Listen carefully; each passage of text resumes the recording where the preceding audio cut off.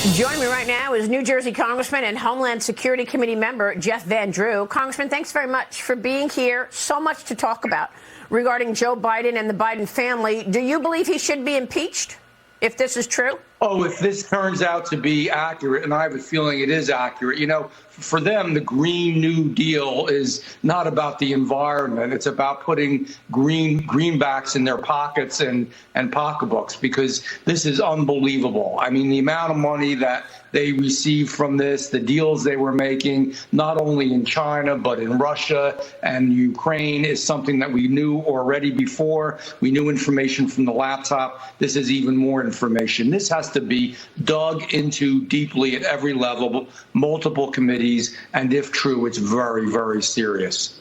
Well, I mean, the issue now is we're all feeling it because the three countries that Joe Biden is supposed to be making important decisions about, representing the American people, are China, Russia, and Ukraine. Ukraine is getting crushed by Russia. If these Russians who were tied to Vladimir Putin sent $100 million to Hunter Biden's real estate firm, you got tens of millions of dollars taken in from Chinese officials tied to the CCP. That's already documented by the Senate report, Chuck Grassley and Ron Johnson. And then there's Ukraine, where Hunter Biden was paid $80,000 a month. He made millions from Burisma as he was sitting on the board. Ukraine, Russia, and China. How are we supposed to trust the decisions that this man makes, the commander-in-chief, when he's taken in all of this money? I don't trust the decisions he makes. America doesn't trust the decisions he makes, and much of our government doesn't trust the decisions he makes, because they are based on self-serving, money-making issues that he's involved with. This is real bad stuff. I think this is going to blow up, and next year, when we finally have a chance, at least to investigate, to hear the truth in an objective, honest, and you know what, I'll say it, nonpartisan way. Let's just open it up. Let's crack this egg open and see what's inside, because it's not good. And it's time that we get our government back on track. Well, put a spotlight on it. You're right. Meanwhile, many of the government agencies have been politicized. Look at the FBI. Jury deliberations are underway in the trial of Russian national Igor Danchenko. During special counsel John Durham's final rebuttal, he put the spotlight on the FBI, saying, quote, "Let's talk about the elephant in the room. The FBI failed here on a number of occasions." Congressman, you also have Peter Strzok. The nerve, Peter Strzok on MSNBC the other day saying that January 6th was worse than September 11th. Excuse me, 3,000 Americans died on September 11th, Congressman. What happened to the FBI and what should be done about it?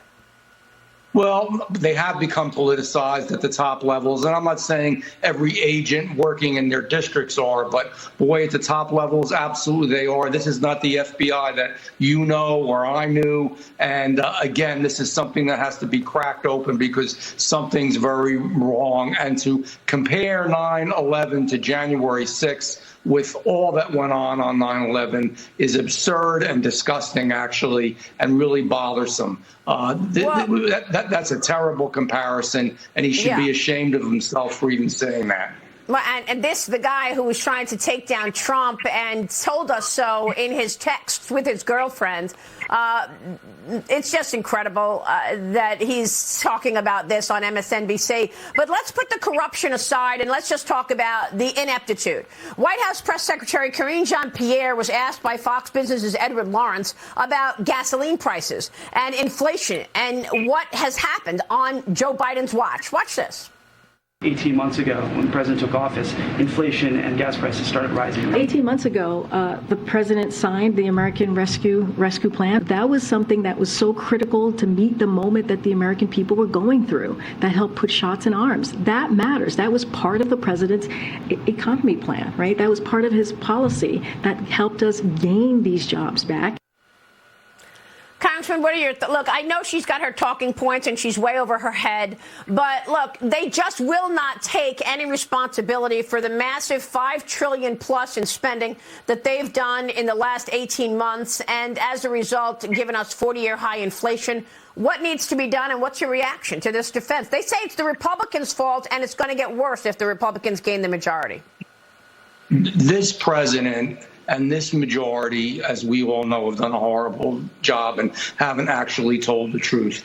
We know for sure this inflation is self-created. We spent too much, too fast. We had too many dollars chasing too few goods. We haven't done anything really for our supply chain, which makes the issue even worse. And she knows that, and he knows that. And then, worst of all, I think it's so crass, and I don't even have the art to articulate the words, to take our reserves, which are there to make sure that we're safe and that we have those reserves in an emergency when we got a good deal on them, bought them at the right time, and we're really full, and use them just so you can try to win an election and think you're going to fake the people out and watch the prices go up right after the election is over. Well, he's in trouble because they're, as bad as things are, they're even going up before the election. And now it's come out, as we know, that he tried to make a deal on his knees to the Saudis. Please, please, please don't cut